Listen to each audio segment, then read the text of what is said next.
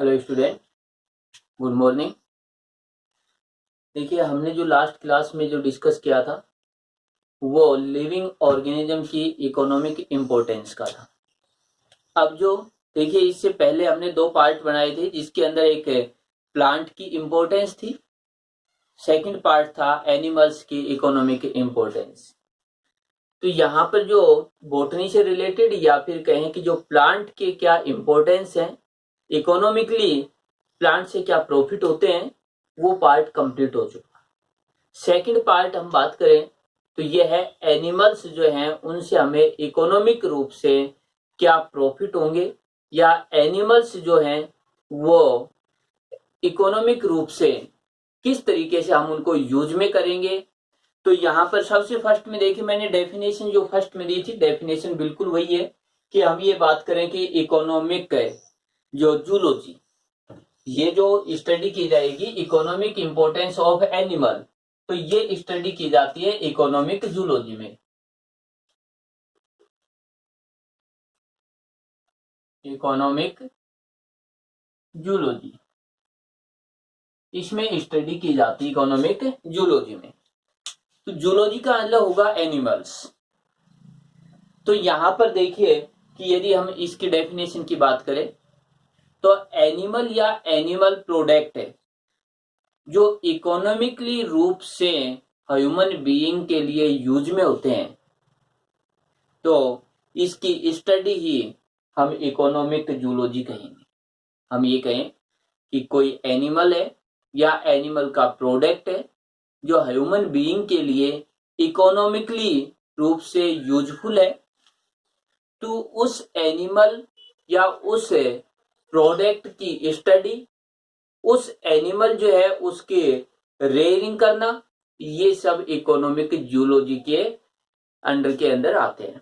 अब देखिए कि इकोनॉमिक जो जूलॉजी है उसके अंदर हम ये कहेंगे कि कोई एनिमल है तो जो एनिमल्स है उसकी रेयरिंग करेंगे और उससे हम प्रोडक्ट लेते हैं, चाहे प्रोडक्ट किसी भी टाइप का हो सकता है। देखिए, एनिमल की रेयरिंग करेंगे, प्रोडक्ट लेंगे। अब प्रोडक्ट किस टाइप से हो सकता है?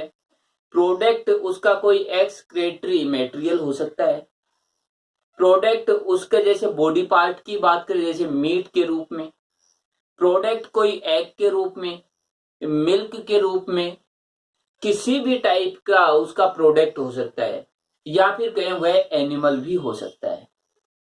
तो इस तरीके से हम ये कहेंगे कि किसी एनिमल्स जो हैं उसकी रेयरिंग करें जिससे हमें एनिमल या फिर एनिमल का प्रोडक्ट प्रोड्यूस होता है, हमें प्राप्त होगा, उससे हमें इकोनॉमिकली प्रॉफिट होगा, तो हम कहेंगे इकोनॉमिक जूलॉजी।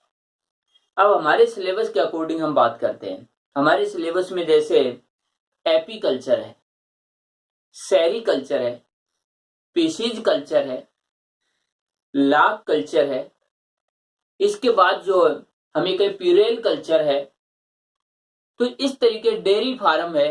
तो ये कुछ एक ऐसे टॉपिक हैं जो हमारे सिलेबस के अंदर दे रखे हैं जिनके बारे में हमें डिस्कस करना है कि कौन कौन से पार्ट हैं। तो देखिए इनके अंदर कौन कौन से पार्ट हैं।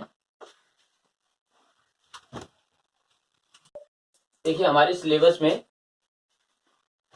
एपीकल्चर है, सेरीकल्चर है, लाख कल्चर है, फिशरी या फिश कल्चर है, एनिमल हस्बेंड्री है जिसके अंदर जो एनिमल्स है, जैसे हम बात करेंगे कि पोल्ट्री जो है, डेयरी का है, तो ये सारी चीजें इसके अंदर आएंगी। अब देखिए, कोरल एंड कोरल रीफ है, इसके बाद है प्यूरल कल्चर है, इसके बाद कुछ एक और एनिमल्स हैं जिनका यूज है। ये हमारे सिलेबस के टॉपिक रहेंगे। तो इसमें से यदि हम बात करें सबसे फर्स्ट में यदि हम देखें तो इसमें है एपीकल्चर। यदि इसकी बात करें कि एपीकल्चर से रिलेटेड देखिए, एपीकल्चर, इस सबसे पहले हम डेफिनेशन की बात करें तो हम ये कहेंगे कि रेयरिंग ऑफ बी इज का, अब देखिए इसको,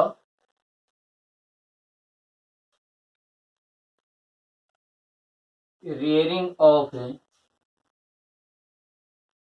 bee is called apiculture.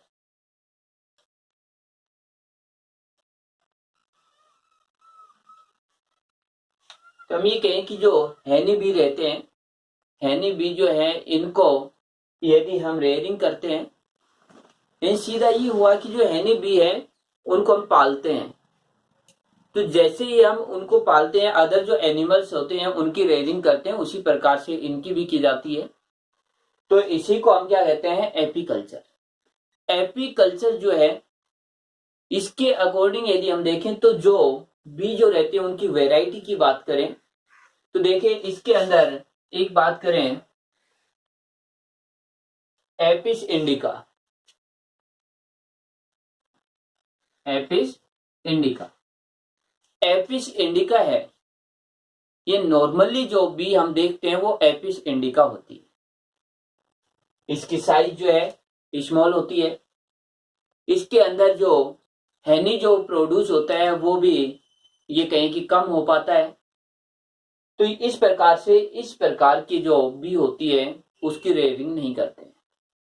इसके बाद एक दूसरी है एपिस डोरसेटा।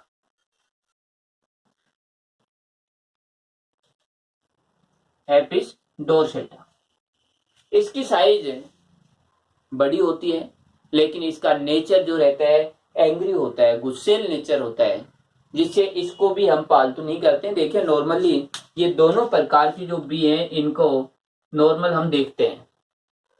ये जो बी है एपिस इंडिका, ये नॉर्मल जो है पानी या वाटर जो है उनके पास ही, वाटर टैंक वगैरह के पास मिल जाती है। वाटर टैंक के पास ही एक दूसरी और भी बड़ी साइज की भी बी मिलती है, वो एपिस डोरसेटा होती है। ये अधिक ये कहें कि गुस्सेल होती हैं, ये कम होती हैं, लेकिन इनके अंदर जो बी रहता है, हैनी जो रहता है जिसको हम शहद बोलते हैं, उसका प्रोडक्शन कम है, इसका अधिक है, लेकिन इसको हम पालतू नहीं बना सकते हैं, इसकी रेयरिंग नहीं कर सकते हैं। तो इसीलिए दोनों जो वैरायटी होती हैं उनका हम यूज नहीं करते हैं रेयरिंग में। इसके बाद एक वैरायटी है एपिस मेलिफेरा।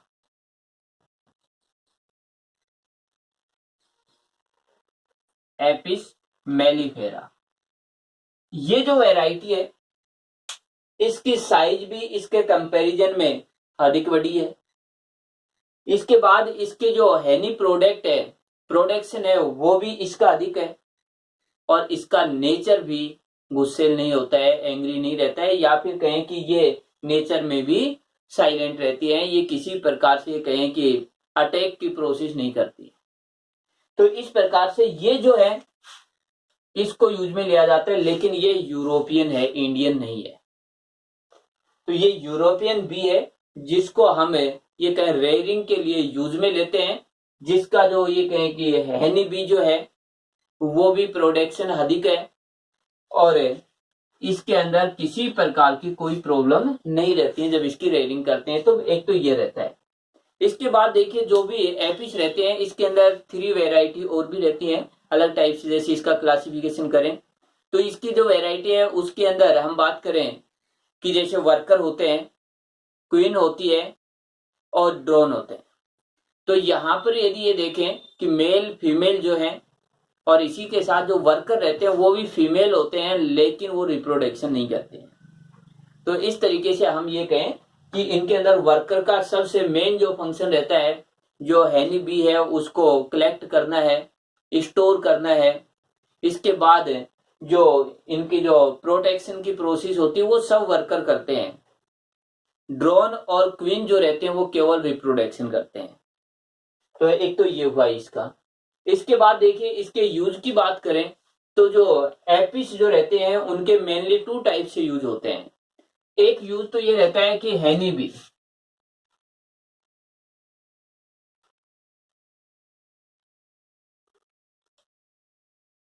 हैनी जो है इसका प्रोडक्शन है। सेकंड जो रहता है वो रहता है पोलिनेशन।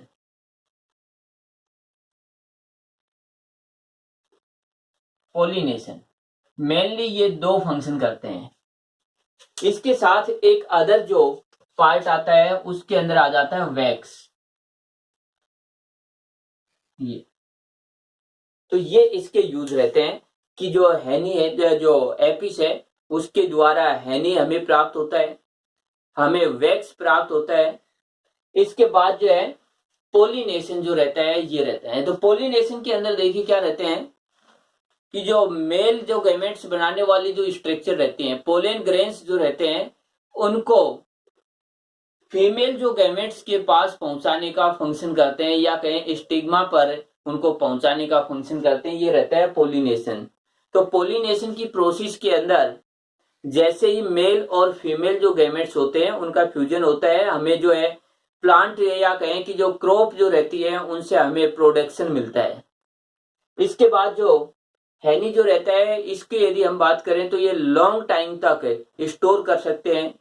इसमें एनर्जेटिक पार्ट भी रहता है, एनर्जी होती है। इसके अंदर कुछ एक इस प्रकार के जो ये कहें कि एलिमेंट्स होते हैं, पार्ट्स जो रहते हैं, या कहें न्यूट्रेंट होते हैं, जो काफी बॉडी के लिए इंपॉर्टेंट होते हैं, जिनमें हम बात करें जैसे विटामिन भी हो जाते हैं, साल्ट भी हो जाते हैं, अदर जो पार्ट्स होते हैं। वैक्स जो रहता है, इसका यूज जो रहता है, हम जो नॉर्मली जो वैक्स के जो प्रोडक्ट होते हैं उनके लिए इनका यूज करते हैं।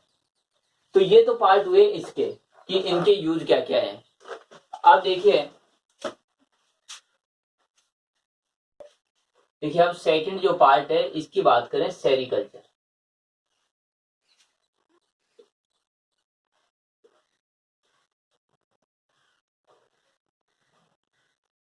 देखिए ये जो पार्ट है ये हमारे सिलेबस के अकॉर्डिंग इतने हैं, इनकी लाइफ साइकिल वगैरह इतना कुछ ज्यादा नहीं है कि जो ये एनिमल्स हैं इनको जब भी हम रेयरिंग करें तो इनकी लाइफ साइकिल क्या रहेगी, कैसे इनसे प्रोडक्ट हम प्राप्त करेंगे, तो इस टाइप के पोर्शन नहीं है। नॉर्मल है कि इनके यूज क्या रहते हैं, कौन सा जो है उसको काम मिलेंगे।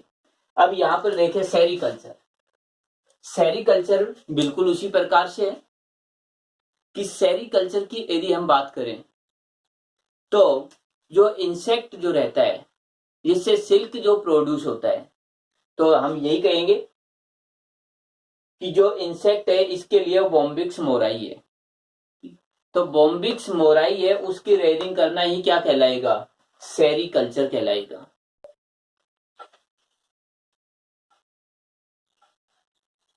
रेयरिंग ऑफ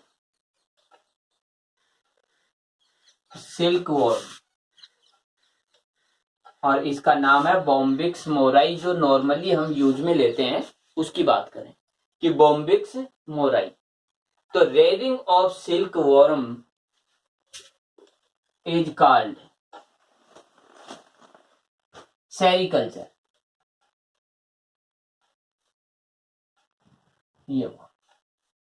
यदि हम ये कहें कि सिल्क वॉर्म की रेयरिंग करें, और वो जो सिल्क वॉर्म है जो नॉर्मली यहाँ पर यूज में लेते हैं, जिसको हम ये कहें जिसकी रेयरिंग करते हैं, बॉम्बिक्स मोराई है। तो बॉम्बिक्स मोराई की रेयरिंग करेंगे जिससे हमें सिल्क प्राप्त होता है, यानी ये कहें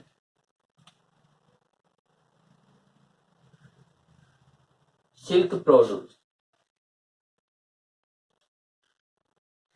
कि सिल्क जो है वो हमें प्रोड्यूस हो रहा है। तो ये जो मेनली है कि इस बॉम्बिक्स मोराई की रेयरिंग करेंगे। अब देखिए इसके अंदर जो ये बॉम्बिक्स मोराई है, यदि इसके थोड़ी सी क्लासिफिकेशन की बात करें तो हम ये कहें कि ये आर्थ्रोपोडा फाइलम, इसका जो फाइलम है वो आर्थ्रोपोडा है, यानी आर्थ्रोपोडा फाइलम का ये इंसेक्ट है। यदि इसकी क्लास की बात करें, क्लास इंसेक्टा है, और यदि इसके ऑर्डर की बात करें तो ये लेपिडोप्टेरा है। तो इस तरीके से ये इसका क्लासिफिकेशन है कि बॉम्बिक्स मोराई जब हम क्लासिफिकेशन करते हैं तब किस जो वर्ग में है, किस क्लास में आएगा, किस ऑर्डर में आएगा, किस फाइलम में आएगा। तो यहां पर ये हुआ। इसके बाद देखिए इसके लार्वा की बात करें तो यहां पर जो इसका जो लार्वा रहता है,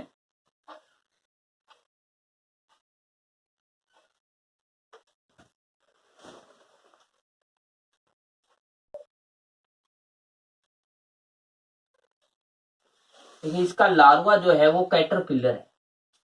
देखिए इस चीज को समझने के लिए कि हमने ये सारे पार्ट हैं इनको देखने के लिए अब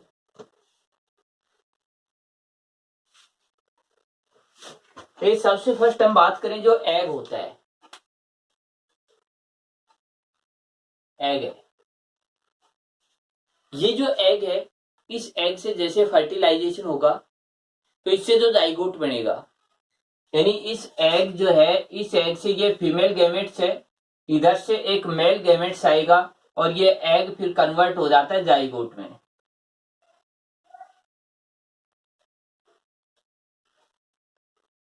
इस तरीके, और जाइगोट डेवलपमेंट करेगा और लार्वा में बदलता है। लार्वा है इसका कैटरपिलर। ये जो लार्वा जो रहता है, ये लार्वा, अडल्ट और एम्ब्रियो, इनमें डिफरेंस है। इधर जो रहता है ये कन्वर्ट होगा एम्ब्रियो में, और एम्ब्रियो कन्वर्ट होता है लार्वा में। तो ये जो एम्ब्रियो है ये वेल डेवलप एम्ब्रियो न होता है, इसीलिए हम कह देते हैं जाइगोट डायरेक्ट लार्वा में बदलता है। अब जो डेवलप एम्ब्रियो है और लार्वा है उनमें देखिए डिफरेंस। जो एम्ब्रियो रहता है वो अपने अडल्ट के बिल्कुल सेम कॉपी होता है, केवल साइज के अंदर वह स्मॉल होता है। देखिए हम ह्यूमन बीइंग की बात करें तो उसमें एम्ब्रियो जो रहता है उसका जन्म होता है कि छोटे बच्चे देखते हैं वो अडल्ट के बिल्कुल समान होते हैं। जब वो बड़े होते हैं तब उनकी केवल साइज बढ़ती है, जो उसके बॉडी के ऑर्गन है वो बिल्कुल वैसे ही रहते हैं। लेकिन एक होता है लार्वा। लार्वा के अंदर यदि हम देखें तो जो जिनका जन्म होता है वो छोटे बच्चे और उनके अडल्ट बनने पर काफी डिफरेंस होता है।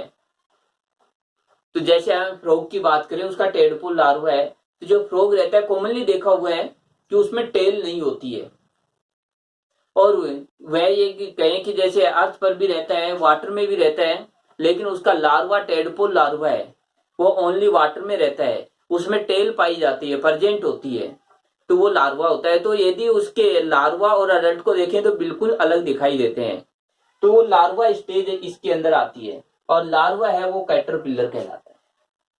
कैटरपिलर जो लार्वा रहता है ये अपनी साइज जो है उसको इंक्रीज करता है, और जब ये मैच्योर हो जाता है तब इसकी साइज लगभग 7 सेंटीमीटर के आसपास हो जाती है। जब लार्वा की साइज देखिए, जब लार्वा है वो 7 सेंटीमीटर के आसपास बन जाता है, इस तरीके से। इसके बाद इसकी जो स्लाइवरी जो ग्लैंड होती है, देखिए इस लार्वा के अंदर हम ये कहें कि ये लार्वा है, इस लार्वा में स्लाइवरी ग्लैंड मिलेंगे।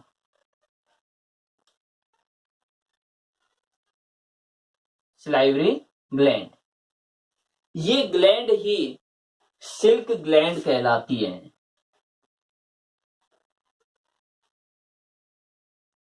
सिल्क ग्लैंड, तो ये स्लाइवरी ग्लैंड या सिल्क ग्लैंड होती है, ये डेवलप हो जाती है अच्छे से। जब ये लार्वा मैच्योर हो जाता है तब ये फूड सप्लीमेंट नहीं लेता है, यानी ये कहें कि ये फूड नहीं लेगा। इसके बाद इसकी जो ये ग्लैंड रहती है, इन ग्लैंड से जो स्लाइवा जो है उस स्लाइवा का सीक्रेशन होता है, और स्लाइवा एक लिक्विड होगी। तो यहां पर जो स्लाइवा है उसका सीक्रेशन होगा, स्लाइवा का सीक्रेशन।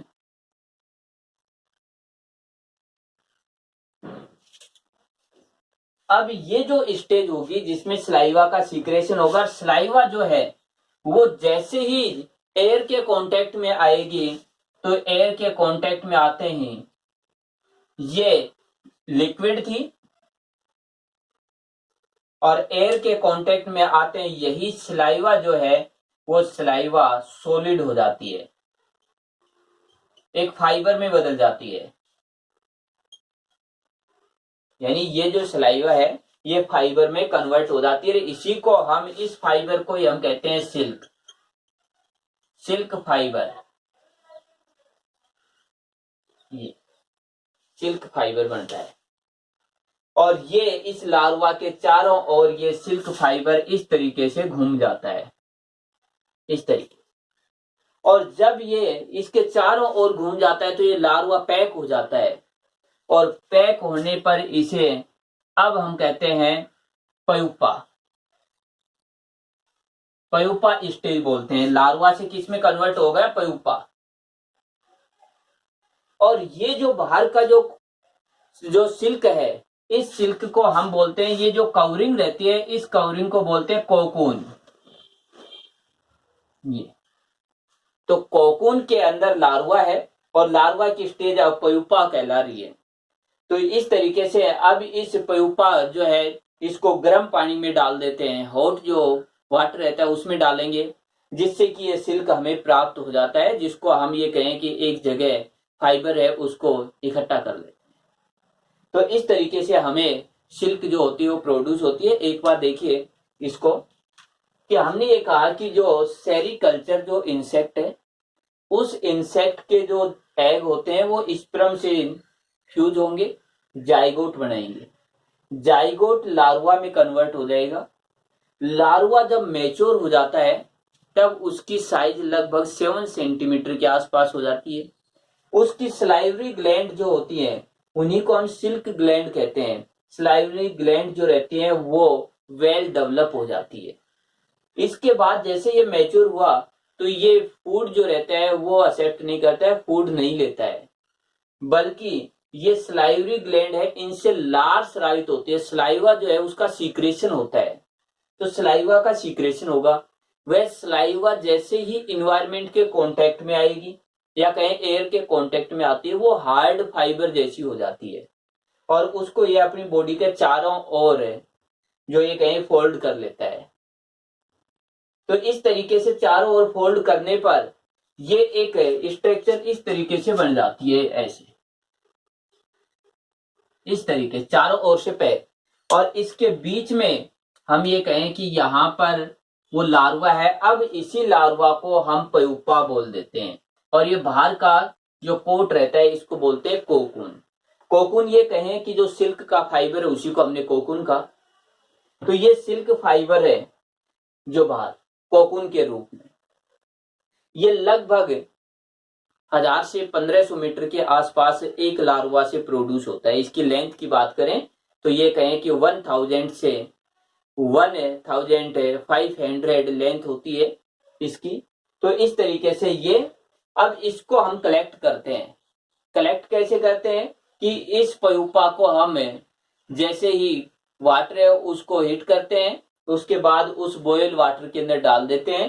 प्यूपा जो रहता है वो उसकी डेथ हो जाती है, इसको हम फिर अलग कर लेते हैं। यदि इसको हम जो गर्म वाटर में नहीं डालेंगे तब ये इसे काट करके बाहर निकल जाएगा इससे। तो हमारे जो फाइबर हैं जो एक ये कहें कि लगभग 1000 लेंथ का था, वो अब छोटे छोटे पीसेज में टूट चुका है इस तरीके से, क्योंकि यहाँ से ये कट जाएगा कंप्लीटली। तो हमें जो सिल्क प्राप्त होना है वो नहीं हो पाता है। तो इस तरीके से ये होता है। देखिए अब ये भी ध्यान देना है कि सिल्क फाइबर है वो प्रोटीन का फाइबर होता है। तो इस तरीके से हम सेरिकल्चर की प्रोसेस करते हैं जिससे हमें सिल्क प्रोड्यूस हुआ। इस सिल्क से हम ये कहते हैं कि जो क्लॉथ जो रहते हैं, रस्सियां जो रहते हैं या फाइबर जो रहते हैं, जो भी फाइबर की जो पार्ट होते हैं उनका फॉर्मेशन कर देते हैं इससे। अब देखिए अगला जो पार्ट आ जाता है हमारा, एक 3rd नंबर पर है लार्वा कल्चर।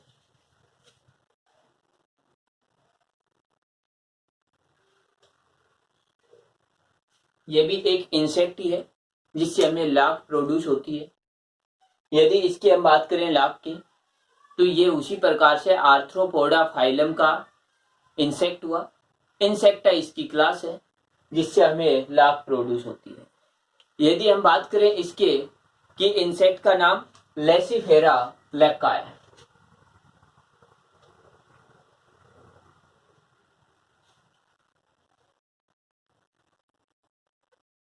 लेसिफेरा लेक्का ये इंसेक्ट है जिससे हमें लार्वा प्रोड्यूस होती है। अब यदि हम बात करें कि जो लेसिफेरा लेक्का जो है इस इंसेक्ट की, तो ये जो इंसेक्ट रहता है इसकी बॉडी जो रहती है उसी से हम ये कहते हैं कि लार्वा का सीक्रेशन होता है। इसके यदि रेयरिंग की बात करें, देखिए वही डेफिनेशन वही है कि लार्वा कल्चर क्या रहेगा rearing of lakh insect is called lark culture. Rearing of lark insect is called lark culture. या फिर सीधा ये कहें कि लेसीफेरा लैक्का का रेयरिंग करना ही लार्क कल्चर कहलाता है। यदि इसकी बात करें तो देखिए ये जो रहता है ये नॉर्मली जो सॉफ्ट जो जिनके अंदर ऐसे प्लांट जिनके अंदर जो लिक्विड पार्ट अधिक रहता है, जो सॉफ्ट प्लांट रहते हैं, उन प्लांट्स पर ये अपनी ग्रोथ करता है। जैसे हम बात करें जैसे बेर होती है, पीपल होता है, जैसे शहसूद होता है, तो इस तरीके के जो प्लांट रहते हैं उन पर इनकी ग्रोथ अच्छे से होती है। किस तरीके से इसके अंदर देखिए मेल और फीमेल दो टाइप के रहते हैं और फीमेल। मेल जो है इसकी साइज छोटी होती है और ये लार्क प्रोडक्शन कम करता है। फीमेल की साइज जो है वो लार्ज होती है और लार्क प्रोडक्शन अधिक करता है। ये जो रहते हैं इनसे जो लार्क रहती है वो प्लांट की स्टिक पर या उसके चारों ओर जो प्रोड्यूस होती है। लार्क के अंदर मेनली यदि हम बात करें कि रेजिन रहता है,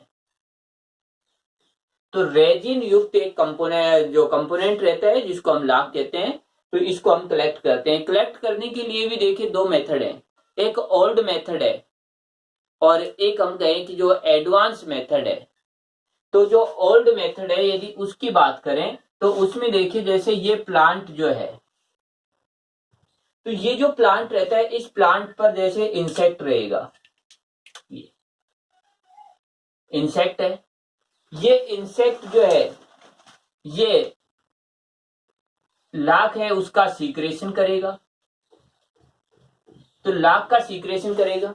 इसके बाद ये जो प्लांट रहता है इसकी ब्रांच जो रहती है उसको कट कर देते हैं, काट देते हैं, और इसके बाद ये इंसेक्ट होता है, इसको ये कहें इंसेक्ट है, इसको मार करके लार्क प्राप्त करते हैं, इसकी डेथ हो जाती है, फिर हमें लार्क प्राप्त होती है।